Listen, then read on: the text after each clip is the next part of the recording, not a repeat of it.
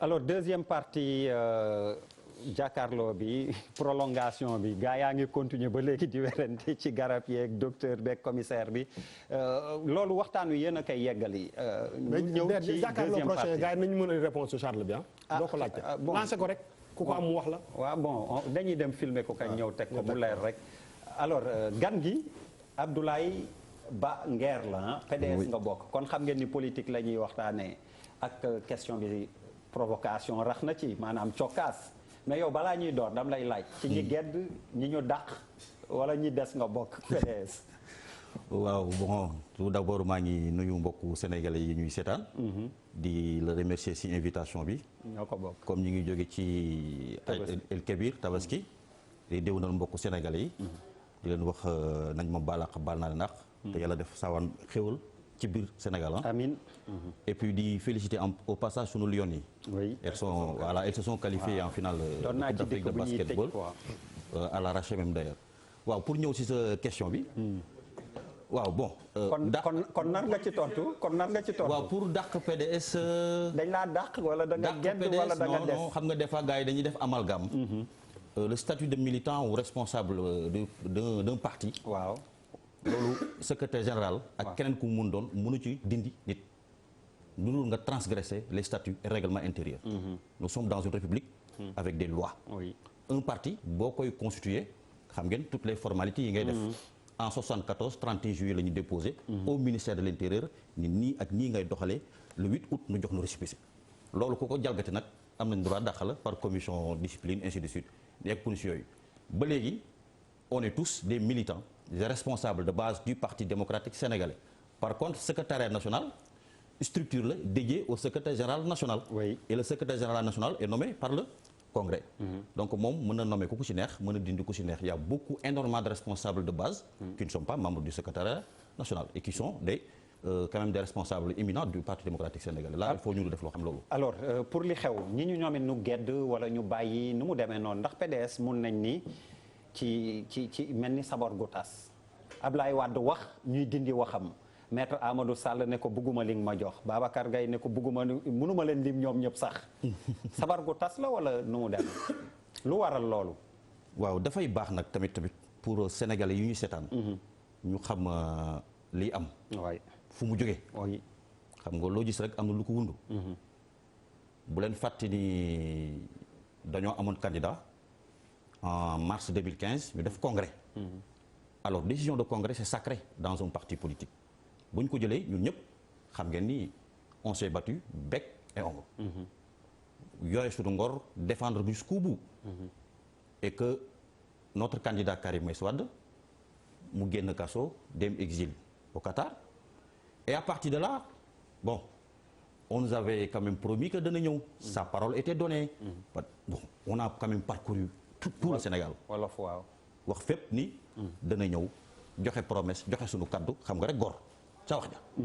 d'ailleurs n'est-ce pas sunu candidat Karim Meïssa Wade qui est toujours notre frère mais candidat amatul nag il faut ñu préciser loolu. après élection présidentielle il y a plus de candidats. oui. voilà c'est juste un simple responsable et militant du Parti démocratique sénégalais comme man bien avant bien sûr ce pseudo secrétariat national bu bees bi. donc loolu bu demee ba am ci wàllu boppam moom si boppam mu ni est-ce que man am naa sañ-sañu ngeen yaakaar ni yéen ngeen toog di xeex di nekk kaso boobu ba léegi te man du ma ñëw su ma ñëwulee jàppaleen ma comme un lâche boo xam yenn ko 11 janvier bi conseil constitutionnel di joxe ce jour-là ñu ñëpp kenn nelawul c'était des larmes qui passaient par là. ça ñu ko fekkee xam nañu. alors ñun militants et responsables bi nga xamante ni Omar Sarr moom moo ñu jiite woon nag il faut pas que ñu fàtte loolu occulte ko sax parce que durant ces 7 ans Wade nekku fi. Karim soit genn wàll gi mu nekkoon prison wala dem na Qatar waaw. Omar Sarr yi fi nekkoon ñoom Babacar Gaye ñoom Maître Sall et waaye ñun ñu nekk ci ainsi de suite ñoo fi nekkoon. keneen nekku fi ñu xeex ko def li leen war ba déposer candidature wër Sénégal wax li ñuy wax. le candidat n'a pas su prendre ses responsabilités il faut le dire. alors on a raté le coche c'est une terrible désillusion pour février 2019. waaw Ablaye da nga bëggoon mu ñibbi si ñu delloo ko kaso wala yow tamit. lu muy ragal. donc fallait pas que moom mu jël sunu candidature fallait pas qu'il l'assume. nous on a un leader qui s'appelle Abdoulaye Wade ñi nga xamante ni ñi ngi Sénégal dugg kaso nag après que moom bu mu demee il fallait pas qu'il ainsi de suite maintenant à partir de là am nga échec bi boo amee échec bu terrible d'ailleurs on avait même boycotté la présidentielle parce que c'était une mascarade ok mais bu jeexee da ngay def ce qu'on appelle quand même benn genre évaluation nga def bureau politique mais Karim Wade woo papa ji bon Abdoulaye Wade sunu kilifa il faut ñu def kii boobu parce que Abdoulaye Wade ne fait plus partie de l'avenir du PDS que ñu wax ko ñàkk ko wax sunu papa la war bu si war dañ koy jox sunu référence la nous c'est notre référence c'est l'homme politique l'intellectuel qui est notre référence pas le père de famille ku si nekk sa waajur la gënal ça loolu dem na ba nga xamante ne instant bi nii peut-être da nekk na mag war ma lañ koy jox mais quand même la vie continue et il faut une transition et il faut évaluer et malheureusement bon notre frère Karim il utilise fibre boobu pour torpiller le parti et en ce moment-là bu ñu demee ba nga xamante ni l'affaire du dialogue entrer quand même en vigueur ñu ñëw et il faut pas oublier que le dialogue celui qui l'a inspiré c'est Maître Wade on est tous présents yéen fi nekkoon di wax naan dañoo teg jil ne combine bëre waaw yéen a ko waxoon ah mais ba léegi d'accord mais dama ni rek damay est-ce que bu combine bee sotteegul waaw xam nga yéen a ko waxoon ñoo koy wax ba léegi ba léegi kay man dama ba 2024 sax boo moytuwul bon yooyu yëpp amul mais quand même dama leen bëgg expliquer rek carrément yéen a ngi fi waxoon donc pour vous dire que c'est l'inspiration même de Wade puisqu'en apprenant un peu l'histoire de Wade boo jëlee histoire Wade c'est toujours dialoguer discuter et faire des compromis après des étapes de combat d'ailleurs ce qui a amené le consensus de 92 c'est ce que Wade avait théorisé waaw di wax wolof Ablaye ñu gën a comprendre jërëjëf jël ñoom Omar Sarr ñoom Maître Sall ñëpp embarqué leen dans cette voie woo FRN pour ñu dem dialogue ji après présidentielle yi pour évaluer et tout ça d'ailleurs FRN le jour bi cassure bi di am au niveau du PDS Ablaye Wade Omar Sarr dañu def séance de travail c'était un mercredi jour du corps à 11h Abdoulaye Wade validé terme de référence yëpp. oui.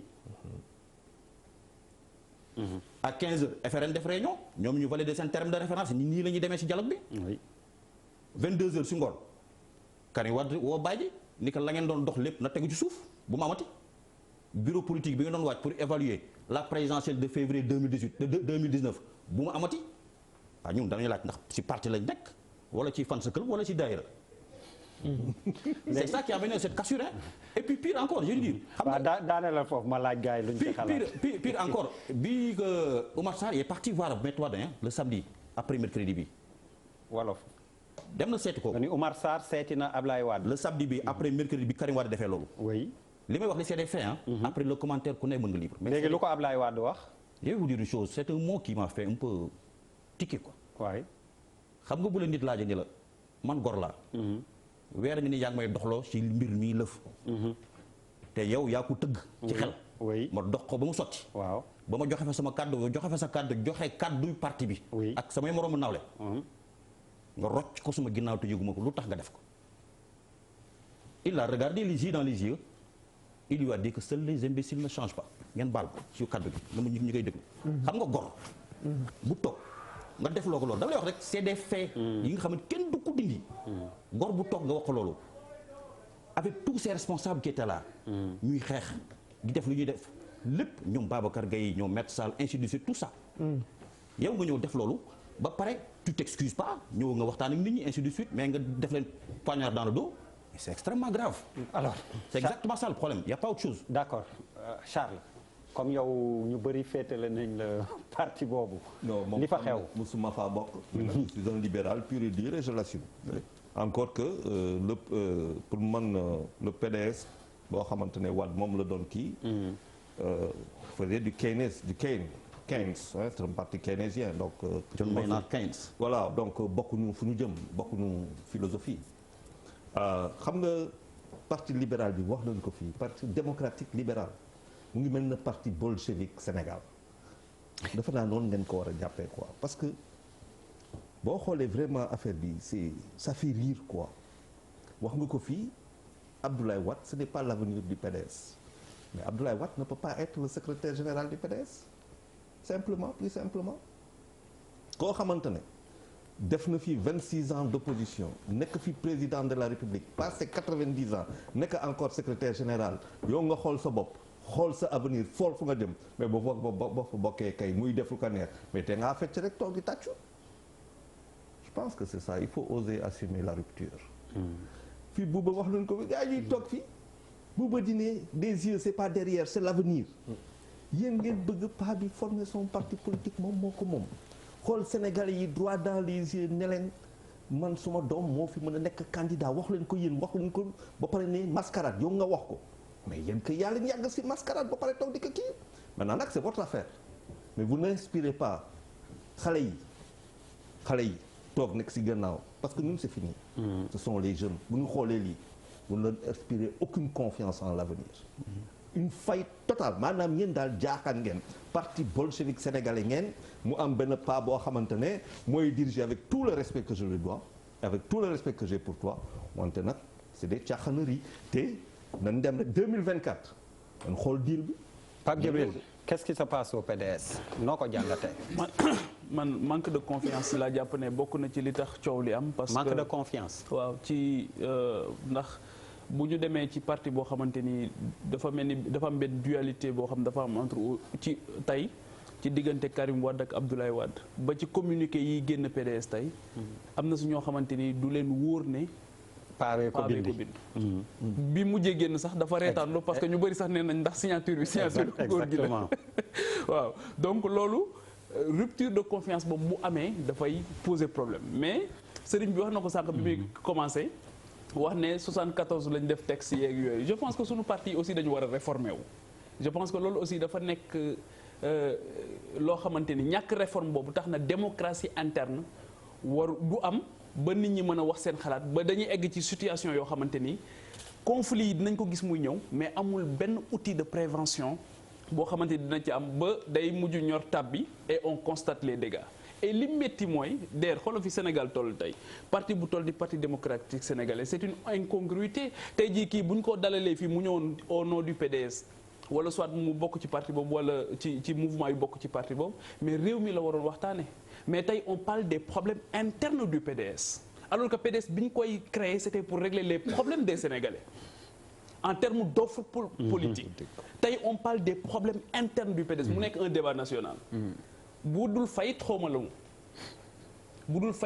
mu leneen li aussi mooy wax na ko léegi pour man waa PDS ils ont un sérieux problème c'est Karim Meïssa Wade et depuis toujours parce que la génération du concret déjà bi ñu koy créé jàpp naa ne bokk na ci li affaiblir ce parti Ousmane Tanor Dieng yàlla na ko yàlla yërëm avait l'intelligence au moins à partir de 2007 bi convergence socialiste juddoo mu bàyyi ko ci biir kenn persécuté wu leen ñu bàyyi leen ñu génn indi benn souffle bu bees et permettre à ce parti d'être attractif et les résultats ça a porté ses fruits parce que en 2009 le parti socialiste gagne beaucoup de communes au Sénégal y compris la capitale du Sénégal je pense que PDS problème bi mu am mooy problème mu renouvellement tudd na léegi congrès man à ma souvenance fàttalikuwuma congrès boo xamante ni am na ci PDS congrès digne de ce nom laa wax boo xamante ni honnêtement ni mu war a doxee yépp daf koy dox que ñu bañ a étouffer dara que lépp mën a exprimer wu ñi d'accord ñi d'accordul d'accord je pense que le problème fondamental c'est Karim Meïssa Wade depuis la création de la génération du concret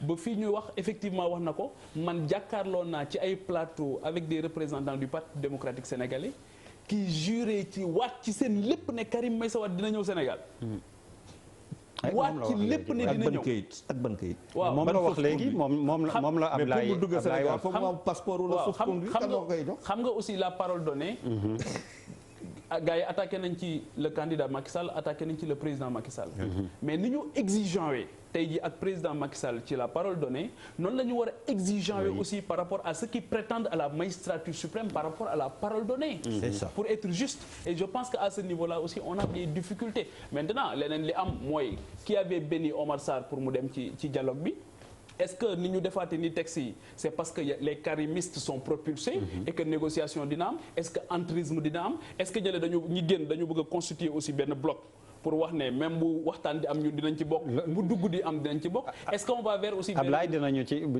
tontu bu ñu dellu see moom ay laaj yu am solo la Ablaye jàppal boobu yooyu di foog nga indi ci leeral Daouda yow laay ñëw Pape Djibril nee na ndax du Karim Wade en fait moom mooy problème bu PDS finalement man dama yaakaar ni ñoom li ñuy bañ ne dañ ko mës a nangu dañu mës a wax ni que Ablaye Wade moom mooy la seule constante bu parti démocratique sénégalais. lu tax ñu koy bañ tey alors. que moom mooy buur moom mooy buumee. moom yëfam. moom yëfam moom mooy jël ku mu neex mu teg ci kanam moom mooy jël ku mu neex mu dégomé. Macky Sall bi muy am problème c'était exactement ça. jox ma li ma la dox dénkoon la ko waxoon assemblée nationale. mu bañ on a déclenché. pour une procédure avec la loi Sada Ndiaye ñu jël ko fa loolu moo créé APR. tey jii la même chose li nga xamante ne moom lañ nangu woon démb avec Karim Wade ñu mettre ko devant tout le monde ñu accepté ko ba dem congrès ñu def ko seen candidat moom la ñuy tey di ko refuser tey. c'est une continuité Wade il a toujours été constant dans sa démarche. Oui. Il a été constant depuis le début bi muy jël son fils def ko ministre du ciel de la terre et du sous-sol. Hein? C'était exactement ça. Le plus intelligent. Voilà, il était le plus intelligent des Sénégalais ñoom ñëpp ñu nangu ko. Aujourd'hui su fekkee ne moom jël na ba pare mu bëgg a def une dévolution monarchique daal di ñëw moom écarté wu daal di jël son fils teg ko il a été constant dans sa démarche. ñëpp ñi nga xamante ne tey ñoom ñooy ñëw di contester Ablaye Karim Wade dans le parti démocratique ñoom ñoo ko nangu woon démb. Je pense que tout simplement c'est une continuité. Bouba, tu es de son avis?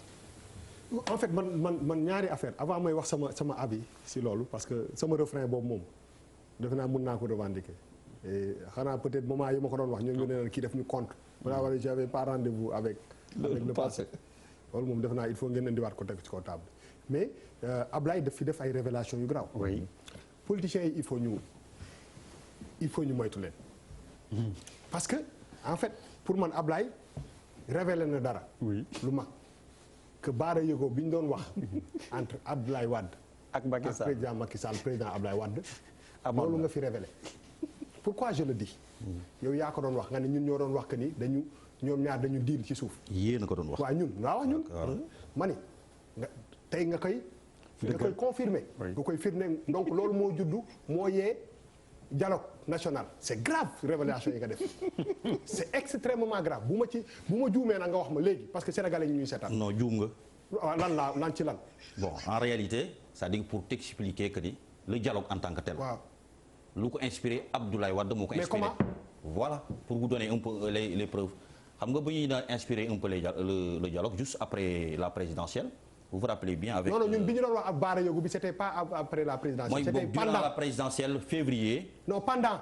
ñun avant élection yi lañ doon wax que ñaar ñi ngi waxtaan. élection yi ça s'est passé le 24. waaw donc biir campagne bi ngeen doon wax. waaw février. waaw voilà donc biir février bi ngeen di wax loolu en tant que tel. waaw Abdoulaye Wade fekk dafa boycotté. après présidentielle yi il a théorisé le boycott. il a théorisé plutôt le dialogue. ça c'est Wade. quand même il faut se maintenant. bingo. si il a théorisé. ça il faut pas que Ablaye qu'on occulte ça. non dama la kii woon rek damay jëlaat sama yëpp. dama lay expliquer. non parce que waxoo fi dara. waaw mais dama lay expliquer. dara waxoo ko parce que xam nga lu dama lay wax loolu. xam nga man aussi bëgguma ñu jël Sénégalais yi pour ay. Tu es assez bien informé. Babacar Gaye est assez bien informé. Omar Sarr est assez bien informé. Amadou Sall est assez bien informé. yéen xamoon ngeen ni Karim Wade du ñëw.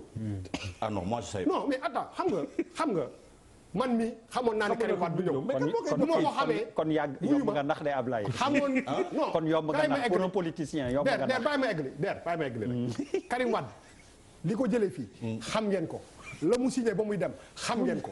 ñun ay sénégalais lañ di leen seetaan nga nekk opposition nga nekk pouvoir boo leen bëggee jël ci farine bi duñ ko nangu xamoon ngeen ni Karim Wade dès le début du ñëw mais lan ngeen mënoon def leneen lu dul dina ñëw. tout temps mais lan ngeen mënoon def leneen c'est-à-dire que il faut ngeen xam que ni aussi nit ñi am nañu jàngat ci actes yi ñu fi posé yépp boobu ba tey président Abdoulaye Wade depuis France mu def sortie boobu ñëw Sénégal boobu ba léegi mi ngi baliser terrain bi pour président Macky Sall mënu leen ñu prouver autrement. PDS li ma daan wax nii Karim Wade yëpp bàyyi leen Karim Wade mu jël kii bi nu mu tudd parti papam parce que PDS n'existe pas n'a jamais existé. waaw Abdoulaye Wade moo mës a existé. Abdoulaye Wade dafa existé ba existé ci biir quinquennat wu Macky Sall bi de Idrissa Seck à Abdoulaye Wade à Ousmane Sonko tout le monde boo mënee jël 10% ci Abdoulaye Wade ànd ak moom jël ko. on a du mal à laisser pas bi. mu noppalu ñëpp a ciy profité. ba pare wàññi seen voix te ni mu nekkee seen inspiration yéen homme politique yi noonu la mën a nekkee inspiration 15 millions de Sénégalais mais loolu dafa passé il faut que ngeen am fitu def mais PDS. boo leen ko joxul Karim Wade ko leen ko jox. dag ma laaj wala. non doo leen ko wuyu ma dëgg la ñuy waxante sénégalais yi ñuy seetaan Babacar Gaye attanul PDS. Amadou Sall attanul PDS. Omar Sarr attanul PDS. Karim Wade ci xaw a am tur nan waxante dëgg Omar Sarr il a quel âge. est-ce que am na âge yu représenté wu sax. li ngay non dama ne la xam nga lu tax bàyyi ko mu wax. xam nga lu tax moment ba ñu waree fippu wuyu ma moment ba ñu waree fippu. Batchel. pour trouver remplaçant wu Ablaye Wade. defu leen ko. moment bi ngeen ko waree def waroon am fitu ne affaire bi du demee parce que ni Sénégalais yi bañee woon Ablaye Wade transmettre pouvoir bi noonu ngeen waroon bañee yéen en tant que ay nit yuy xalaat yu am ambition bañee paa bi jël affaire bi jox ko doom bu paa bi ne après dox ci la nekk yëfu famille te mënu leen tey ñëw ba affaire bi ca pandaw aujourd'hui fi ngeen nekk nii vous avez un grand problème de succession parce que ñi nga xam ne pas Ablaye Wade mais moment bi day évaluer wax fa dëgg yàlla qu'on se dise la vérité. évaluer lan. ci ñi fi nekk ci PDS nii kenn attanu fi niveau parti bi au moins son fils est là même bu peut-être qu'il ne pèse pas li ñu ko xalaat mais doomu Ablaye Wade la ku ko ci rus di nga ko ci rus. te dernière chose. dernière chose. ko defaat nii mais booy bee yore xaalis bi. waaw. non buuba mais déglu ma amatuñu xaalis. gars yi amul dara. boo leen buggee conquérir pouvoir bi mais da ngeen am xaalis. amu leen ko. Karim wuyu ma Karim Wade moo yore xaalis. ban xaalis la yore ban xaalis la yore si. dama ne la. boo leen yaakaaree ci jëndum ay carte ay affaire yooyu tax dama ne la bu dee da ngeen bëgg politique. kenn moo nekk PDS yor alal muy Karim Wade. ban alal. ñoo ko gën a xam. Sénégalais yi xam nañ ko. bon loolu dinañ ko laaj it paa bi il a plus de 90 ans. te parti bi xaalis boo ko yore. il s'est au moins bi mu nekkee pouvoir il s'est débrouillé que doom ji yor xaalis bu weextaal xam ngeen ko.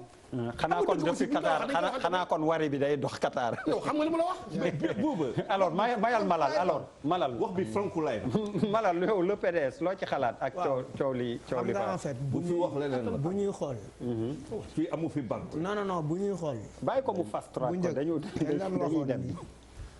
dañ naan waxoon ni d'abord ça jàkkaarloo bi passé am na lu ñu ci wax ma ne leen en fait c'est un traumatisme politique c'est des gens qui sont traumatisés depuis 2012 le traumatisme bi commencé amuñu ci pexe parce que échec bi njëkk mooy nga nangu ni parti bi moomeelu benn nit la un parti politique c'est une association privée oui c'est une association nit ñi avec une diversité de pensée pour que idéologie bi di mën a dund ci la ñuy am la possibilité de réussir la transmission du leadership et dans la transmission du leadership à tous les niveaux ils ont échoué parce que dañu jël benn nit ne ko tu es le messie yow yaay yàlla yaay yonent yaay Serigne Touba yaay maam Limamou Laye yaay maam Alaaji Malick et topp ko ci bi nit ñi di xeex Ablaye Wade ne waruñu nangu muy jox Karim Wade pouvoir bi avec le quart bloquant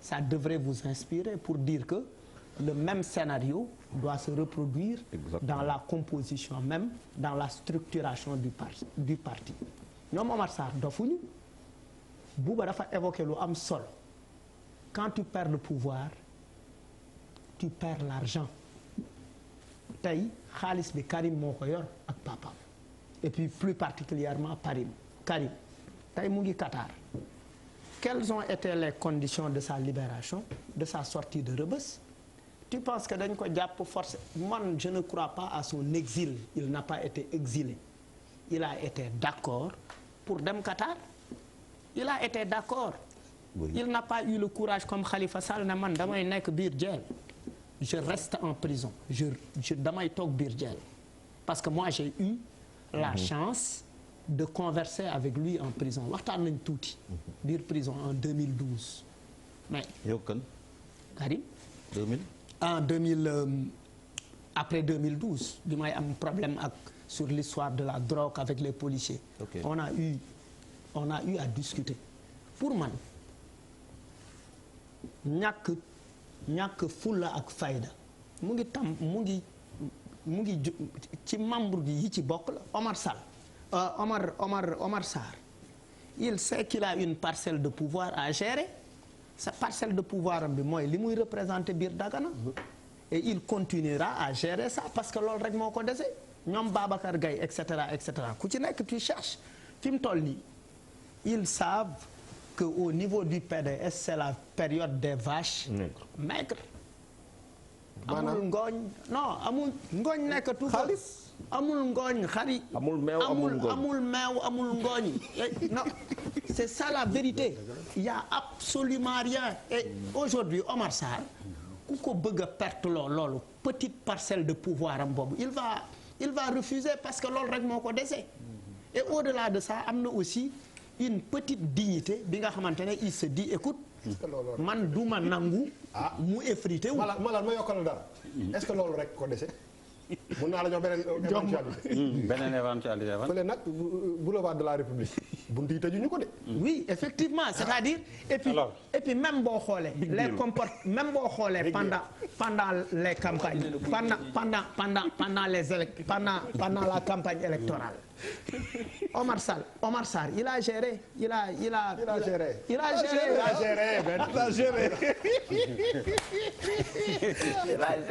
malal jeex na Papis Diaw le problème du PDS yow noo ko jàngatee selon li ñu Ablaye Banguer wax.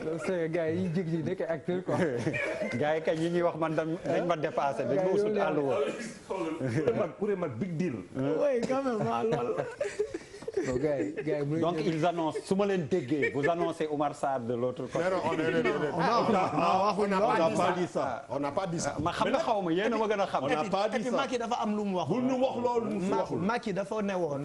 sa première mission c'est de morceler le PDS. mais pour yow donc lu daal PDS Macky la. actuellement lii mais un bon politicien oui. c'est un parti fort. allez Papis Diaw. lan la mooy sutri bi. oui PDS di fa xew nii. non la fin c'est depuis le départ du vieux en tant que parti. non on ne doit pas souhaiter la fin au PDS nag mook PS yam ay parti patrimoine la ñu. non mais mais bu fekkee je suis oui justement moi je suis has-been. mais bu fekkee dañu bëgg être dans l'orthodoxie par exemple on est le classisme que un parti c'est la conquête du pouvoir de façon éternelle. la conquête du pouvoir et sa conservation ainsi de suite bu fekkee foofu nga toll da ngay am problème. parce que tey jii PDS li ñu fa gis aujourd'hui Mime l'a rappelé. Du temps de Wade tous les responsables libéraux dañu wax la seule constante. Autant on dit que la seule constante pour les religions révélées c'est l'unicité de Dieu. Autant il disait la constante c'est Ablaye Wade. Au PDS. Au PDS. ma bàyyi la ngeen continuer. Ablaye. waaw dafa am plusieurs interpellations oui yoo xam ni foog nga leeral ñu ci tamit. foog ma leeral ci. oui. benn bu njëkk bi mooy Pape Djibril li mu wax c'est important seen groupe bañkat bu dee léegi mun nañ leen tuddee noonu solo fan ngeen jëm vous allez continuer ci bii wala li buuba junj dafa am ñoo xam ni négocier nañ fële ba pare buuba waxuma négocier nañ da nga junj non li nga wax li ça c'est un débat qui s'est posé depuis ay 2012 ba léegi on dit la même chose ñii ñu ngi dugg fii ak ñii ñu ngi dem fii ak diw donc ça c'est un débat bu nekk ne la li ci am solo mooy le contexte bi ñu nekk bi le débat ñu ramener à sa juste proportion mooy ce qui s'est passé entre février et avril jusqu'au mois de mai c'est ça qui est plus important c'est-à-dire que Abdoulaye Wade constante kooku ñun ba léegi dañu koy réclamer mais seulement Wade n'est plus Wade lan mooy loolu. non mais l'âge nit nga. non attends mais comment une constante. non donc la constante n'est plus constante. mais je viens d'apprendre quelque chose une constante. n'est plus une constante. mais da ngeen di dégloo rek boo dégloo rek di nga. finalement ku ci perte Charles même boo bëggee déglu rek nga déglu mais da ngeen comprendre. seulement Wade n'est plus Wade tout à l'heure j'ai dit nous sommes quand même Abdoulaye Wade l'intellectuel. Abdoulaye Wade homme politique. Abdoulaye Wade en tant que kii mën a. kilifa ñun kooku mooy suñu référence. mais du Abdoulaye Wade père de famille. Abdoulaye Wade actuellement il n'agit pas en tant que comme ça noonu Seydou non il agit comme un père de famille. mais depuis 2000. non je suis pas d'accord je ne suis pas d'accord. Depuis quand. Wade n'est plus. Wade depuis quand? Depuis quand? Oui, depuis ces derniers temps. Depuis ces derniers temps. Parce qu'il y a des choses qui se sont passées. Il y a des quel monde ko wax. Ça ne se dit pas ici comme ça. Ce n'est plus Wade. Da ngeen di demander ñi fi demoon récemment di ko seeti. Bu ñu toogee moom benn 2 minutes. Non mais attends. maanaam paa bi day naax. Déedéet. loolu nga bëgg a wax. Non mag la. non déedéet non. mais c'est assujetti c'est un débat bi nga xamante ni. non loolu nga wax de. da nga wax sa wax. merci pour l'information. mag la rek mag la maanaam mag la. te ça suit la courbe de la vie. junj doy na comme tout le monde. mag am na fooy toll. yenn yi mënatoo ko te Abdoulaye actuellement nii. waratul nekk si di toppatoo ay affaire détail politique. nga baal ma Pape Djibril li mu wax oui ma Pape Djibril li mu wax communiqué bi moo ko signé wala signé wu ko. communiqué bi man je signé wu ko. parce que signature nag day defal nag ay borom xel la ñu le 8 mai 2019 à 22h communiqué bi nga xamante ni. tous les responsables du parti démocratique sénégalais sauf Karim Wade ci presse bi lañu ko yëgee. nga def ci 22h GMT quelqu'un qui signe un communiqué au Sénégal il met 22h GMT quand même borom xel la c'est-à-dire qu'il n'est pas là celui qui a fait le communiqué. Oui, absolument. C'est Karim Wade. Absolument. Et même d'ailleurs revenons au problème c'est-à-dire que nous on ne combat pas les vieux en tant que tel non nous on veut que la transition quand je dis l'avenir du Parti démocratique c'est la transition se fait suivant les statuts et règlements intérieurs. Maintenant par rapport à tout ça fii ñu nekk nii nous sommes dans un parti démocratique. Abdoulaye Wade secrétariat national bi mu def regardez rek je dirais que c'est pas Abdoulaye Wade d'ailleurs d'abord damay préciser ce n'est pas Abdoulaye Wade moom moo ko def ça je conteste man personnellement su ma demee avec quelques avocats su ma collègues man je vais porter plainte contre kan contre Karim Wade pour usurpation de fonction ba dama jàpp ni moom moo def secrétariat national bi regardez bien la composition un secrétariat national qui comporte 11 secrétaires généraux adjoints 11 contraire au statut du parti illégal nga jël sa secrétaire papa bi nga xamante ne yow yaa ko fu dugal muy waaye regardez bien le numéro 11 secrétaire général adjoint Mamadou Ndiaye mus ngeen gis ku nekkul membre parti nekk comme militant fenn di nekk secrétaire général adjoint mus ngeen ko gis. ça a existé ci bii sa solo secrétaire national Mamadou Ndiaye moom la jël taf ko ci secrétaire compa bi. il n'est pas membre du parti démocratique sénégalais et puis nga jël. nga def Bara Gaye 1 ils utilisent Bara Gaye ils n'ont même pas confiance en Bara Gaye Karim n'a même pas confiance en Bara Gaye Karim c'est Karim qui fait tout Abdoulaye ne fait plus rien entre nous. Depuis combien de temps? Non mais ça fait depuis ces derniers temps rek fa la mën a yem.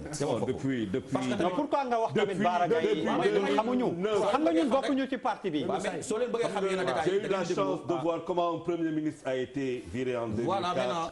Dans un bureau dans lequel j'étais, oui, Karim est très fort. Oui, mais da ngeen di déglu mais non ban. Oui, Karim ça fait maintenant 15 ans qu'il. Oui, peut-être point de détail là, mais c'est important en 30 secondes. En 30 secondes, ça j'ai expliqué. Mooy que ni boo xoolee il écrit le texte mu ni en cas d'absence d'Abdoulaye Wade le plus âgé mooy njëkk présider parmi les 11. droit d'aînesse. xam nga kan la. La famille encore Doudou Wade. Oui. Ok. C'est-à-dire que y compris Bara Gaye sachant que moom la def 1 ils n'ont même pas confiance ñu tënk ko foofu ça c'est Karim il prend les 11 c'est illégal d'abord les statuts du parti n'admettent pas qu'il y ait 11 secrétaires généraux adjoints c'est illégal benn moo fa ne ma am secrétaire général nag Abdoulaye Wade am na droit nag wax ku ko neex yaay sama adjoint am na droit wax ku ko neex mais lu jël les statuts amu ci droit donc loolu il fallait que ñu leeral ko devant tout le monde. Et c'est dans ce cadre-là parce que dafa bëgg a jël c'est Karim Wade qui agit même boo jëlee mailu Abdoulaye Wade boo ko envoyé c'est pas Abdoulaye Wade qui répond hein c'est Karim qui répond nous li ñuy wax mooy que ni mën na doon na kër Abdoulaye Wade mën na doon na compte bancaire am na doon na alalam mais parti démocratique sénégalais ñun la suñu bien la. Oui, mais...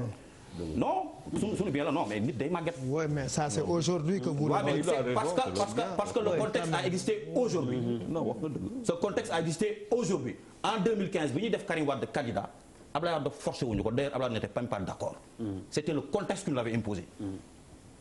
D'ailleurs je pense que Babacar Gaye il a 1000 fois expliqué. Parce que mi ngi woon en prison c'était une injustice qu'il a subie CREI injustice là, vous le savez tous.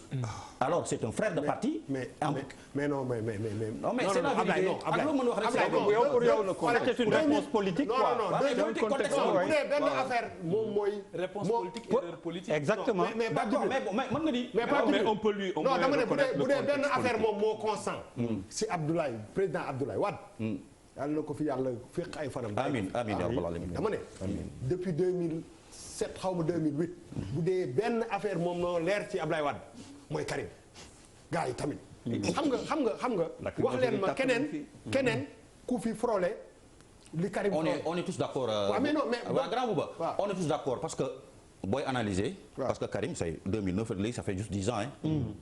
PDS a existé depuis 74. non 2009 ak léegi la ñuy wax. oui ça fait 10 ans juste. waaw PDS existe depuis 74. mu ñëw rek ñu jox ko affaire bi. non mais ak lu mën ci am xam nga ñëw na wax ngeen Abdoulaye Wade il conteste ni non. def ma loolu c'est un militant comme tout le monde. mais non xam nga boo demee ba cappandaw la. góor kat doom la am la parole donnée. xam nga su may seq ak yow ngay suma kilifa di suma pap li nga ma wax laa mën a gëm li keneen wax mën moo ko gëm.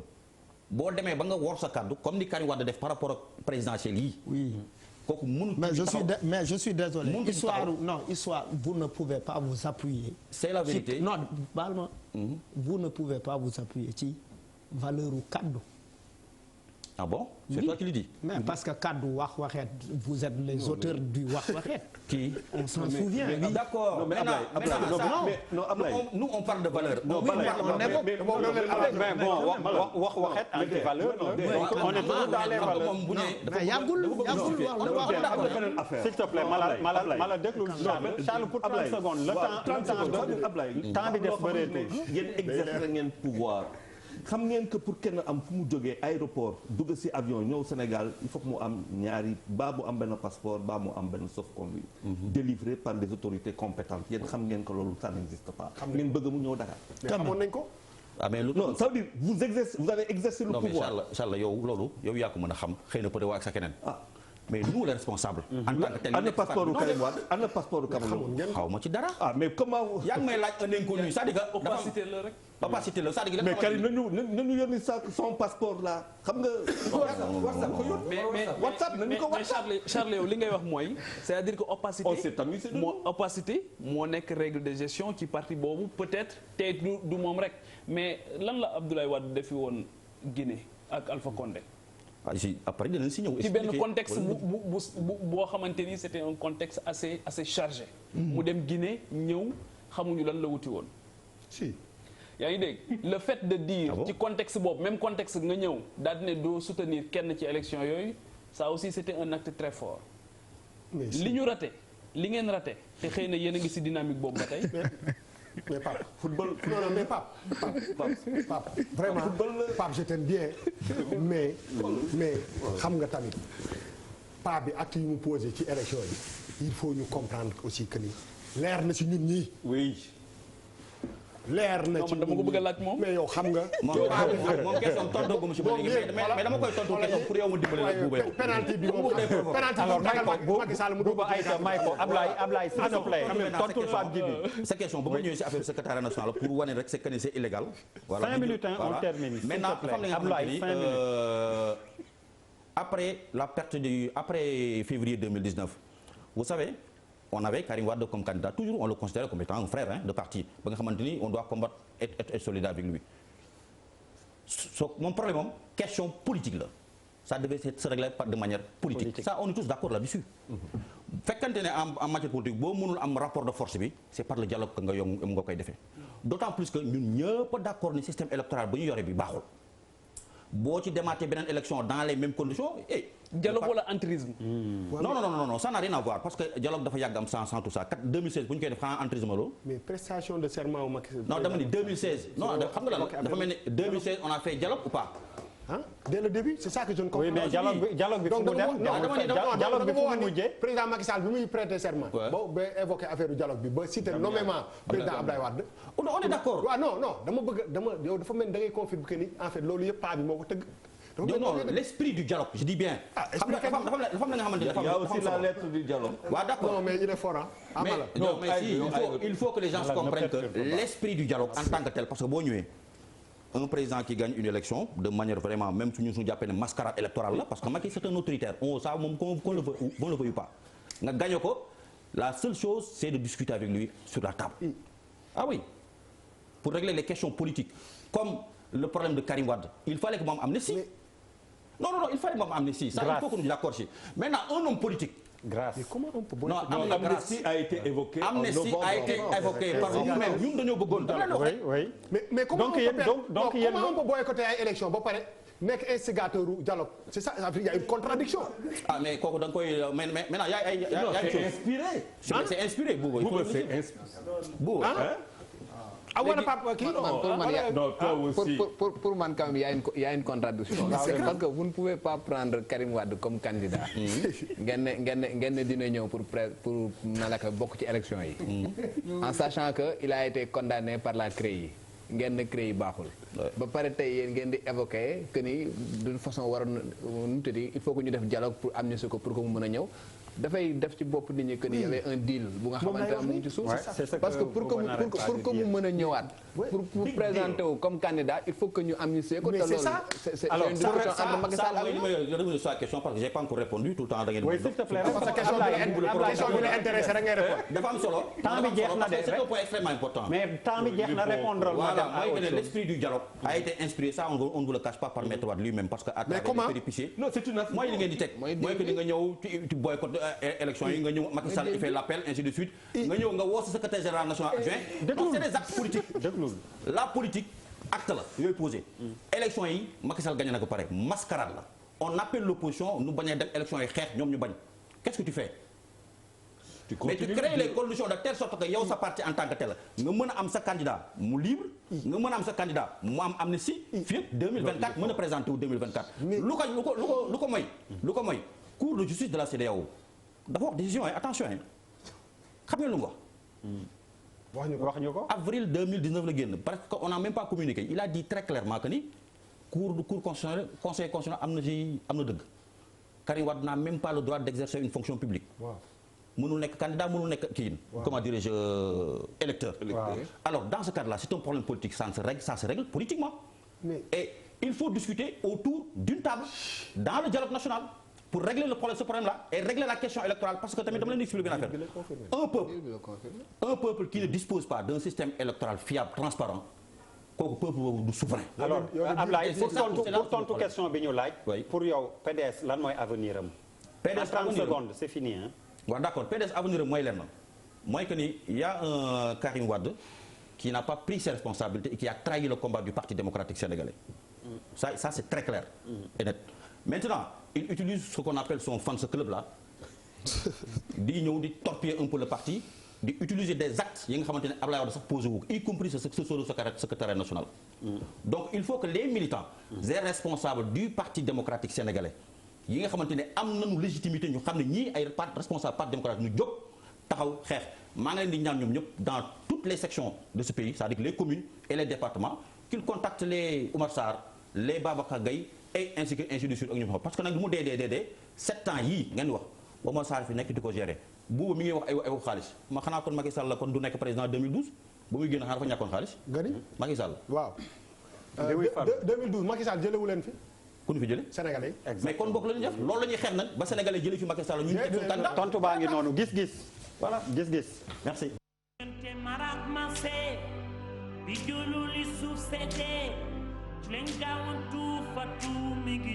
alors ñuy tàmbalee gis-gis bi Seydou Gueye ak coow li nga xam ni Tabaski bi ñu bëri doon xaar Khalifa Sall leeral.net lañ ko jàngale muy leeral ni Macky Sall posé wul benn condition pour Khalifa mën génn ci kaso bi grâce parce que ñenn ñi pour leeral tamit dañ doon ne foog mu bind foog ñu bindal ko nangam sangam alors moom muy leeral ne amul ci condition yu yëpp dara pour que Khalifa Sall mën génn ci coobare donc Macky Sall rek la des alors gan gi laay njëkk laaj ci dossier bi lu mu ci xalaat. waaw dossier Khalifa Sall moom franchement man moom dama koy ñaawlu trop lu toog le fait que muy def prison jusqu'à présent. parce que Khalifa Sall nag dafa war a génn. dafa war a génn wax dëgg yàlla day gaaw ay ca Charles. mais s'il n'y a pas de condition pourquoi ne pas gracier à moins que l'autre ne veuille pas être xam nga c'est compliqué. mais même bu bëggul buñ ko gracier il est obligé de génn Daouda Mine. non man je me pose la même question bu fekkee ni y a pas de condition lan moo tax génnul parce que c'est sa prérogative mën na ko exercer à tout moment pourquoi génnul ba léegi. Pape Djibril. procès politique règlement de compte personnel. Khalifa Sall a ses raisons pour ne pas demander officiellement grâce. donc Papis pour yow Khalifa fa téye boppam. mais demande wu ça. mais bu génnee kay mooy. allez Bouba. Guy Marius Sagna gars yi dañ ko bàyyi. bàyyi nañ ko oui. yes thank you man. LP.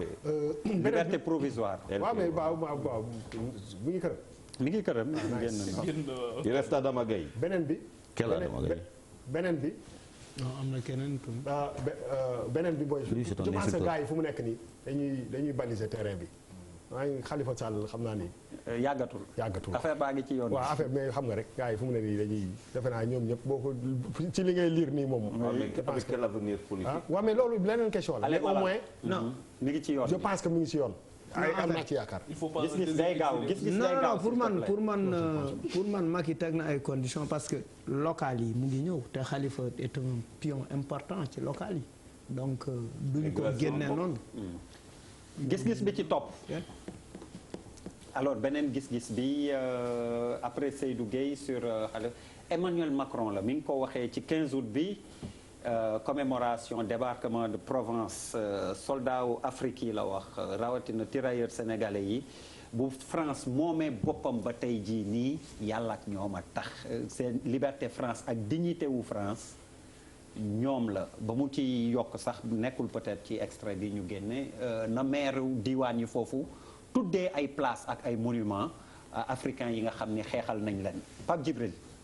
non moom discours am bu njëkk bu mu defoon vis-à-vis des Africains dafa wax ko mais li mu waxoon dafa am solo ni ñu bëgg ñu jàppe leen rek noonu lañ leen di jàppe donc au-delà de cette histoire là chef d'État africains yi ñoom ñoo war a xool ban rapport la ñu war a am ak moom il reconnaît une partie de l'histoire boo xamante ni xëy na histoire commune la mais loolu waruñ ci yem aussi waru ci yem il faut qu'on aille plus loin quand Thiaroye yi nga fii il faut que koy fàttali exactement Daouda Mine man pour man loolu rek doyul il faut que également que ñuy traiter ñun suñu tirailleurs yi comme ni ñuy traiter les autres tirailleurs au moins en matière d'indemnisation comme ni leen jafe seen i pension ñu traite leen au même pied d'égalité que les moo gën di leen tuddee ay place moo gën Les Papis. fils des tirailleurs ne sont ni dans la liberté ni dans la dignité chez eux actuellement. Bouba. waaw mais pour man nit bi boo ko joxee liberté am jox ko dignité am jox ko lépp. donc xam lu ñu war a def. dimbali ñu ba lii ñu am. ñu jàppale ñu si ba ñu bàyyi ñu ko fi. c'est-à-dire pour man réponse bi ñu war a jox Afrique. moom mooy fexe ba nga xam ne suñu ressources yeeg suñu li nga xam ne moo ñu war a développer ñu jàppale ñu si ba nga xam ne duñ ñu ko jëlal di ñu ko yóbbul bitim réew loolu moom solo. alors Ablaye. Je trouve sa phrase quand même très belle. Mais quand même su fekkante daf ko traduire en acte par rapport un peu au petit-fils des anciens combattants. Aussi ñoom it ñu am liberté boobu ak dignité boobu bi en France. Parce qu'on voit que ni la France actuellement ça commence à être un pays extrêmement plus ou moins très raciste quoi. Côté boobu nag ak sur ça. Donc il faut que ñoom it français yi ñu inculquer leen que ni la France libre c'est aussi en partie grâce aux Africains. Charles. waaw kii mooy firndeel rek l'Afrique nouvelle destination am nañ gaz am nañ pétrole. loolu dinañ ko wax. la cour est belle. waaw dañuy neexal. Macron dañuy neexal. gaz alors gis-gis bi waroon nekk ñetteel bi Lions yi lañ koy jagleel Afrobasket. qualifié nañ final sànq suñu digganteeg Mozambique match bu metti ñetti poñ moo mujj dox suñu diggante. 3 points de différence. Alors les Lions qui sont qualifiés pour la finale dimanche ce sera face au Nigeria ñoom ñooy tenante du titre les Nigérianes ñu fàttali leen dimanche kon na ñëpp dem arena bu Dakar jàppale ji suñu Lions yi ngir trophée continental bi ñu joué ko fii mu des fii ñu jëlee ko ci Nigériane yi jërë ngeen jëf jàkkaarloo bi ba àjjuma bi ñu dëgmal incha allah fast track bi ci régie bi Ndiaga Ndour ak Pierre Da Silva ak ñi ñu àndal yëpp merci beaucoup.